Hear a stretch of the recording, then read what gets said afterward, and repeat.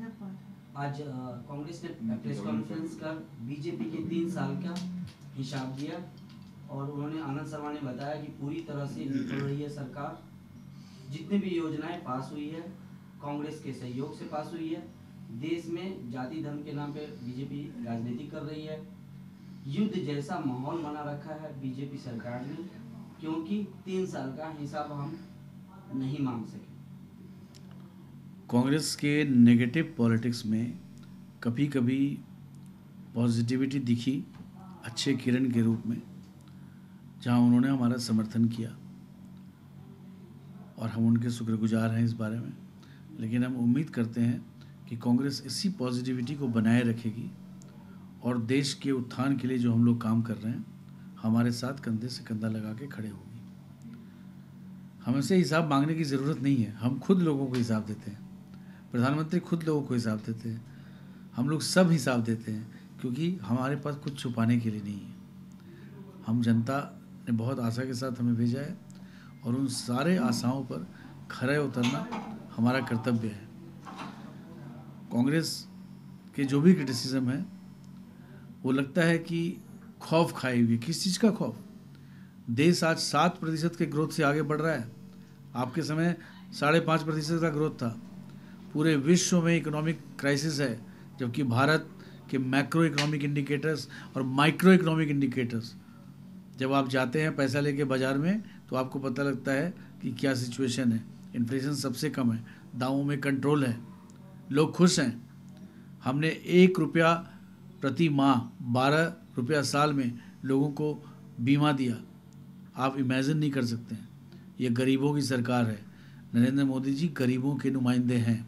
उन्होंने गरीबों के लिए जितने स्टेप्स लिए हैं आज तक सारी सरकार ने मिलके उतने नहीं लिए थे। आप बताइए, 28 करोड़ लोग बैंकिंग सिस्टम से जुड़ गए। आपने कभी सोचा था ये लोग बैंकिंग सिस्टम से जुड़ पाएंगे? मुद्रा स्कीम के तहत 7 करोड़ 75 लाख लोगों को हमने लोन दिया है। अगर एक लोन मान लीजिए 2 रोजगार भी पैदा करता है तो ऑलरेडी 15 करोड़ से ज़्यादा रोजगार हमने पैदा कर दिया है। हमने रोजगार का बात किया था और लोगों को स्वरोजगार के जरिए हमने रोजगार दिया है। हमने स्किल डेवलपमेंट की बात की है। ये सिर्फ ग्रेजुएट के निकलने से नहीं होगा, लोगों के पास स्किल होने चाहिए। ये कांग्रेसियों को समझ में थोड़ी ना आने वाला है। ये तो सिर्फ अमीरों के बारे में सोचते थे। गरीबों के बारे में अगर सोचते तो इतने गड्ढे नहीं खोद के रखते देश में, जिसको भरने में ही हमें वक्त लग रहा है। उसके बाद भी हमारी तेज़ी को देखिए। ये चलते थे 4 से 5 किलोमीटर प्रति दिन के हिसाब से रोड बनाते थे नेशनल हाईवे। हमने बनाया है 24 किलोमीटर प्रति दिन के हिसाब से। भले ही हम अपने ही टारगेट से, जो हमारे थे कि 40 से भी ज़्यादा करेंगे, नहीं पहुंच पाए, लेकिन इनसे तो बहुत ज़्यादा है। किस तरह की बात कर रही है? आज बॉर्डर की बात करिए। पाकिस्तान पहली बार डरा हुआ है। पहले जब ये शांति थी इनकी तो भय की शांति थी यूपीए की, क्योंकि ये कुछ कर नहीं सकते थे। हमारी सेना के पास एमिनिशन तक नहीं थे।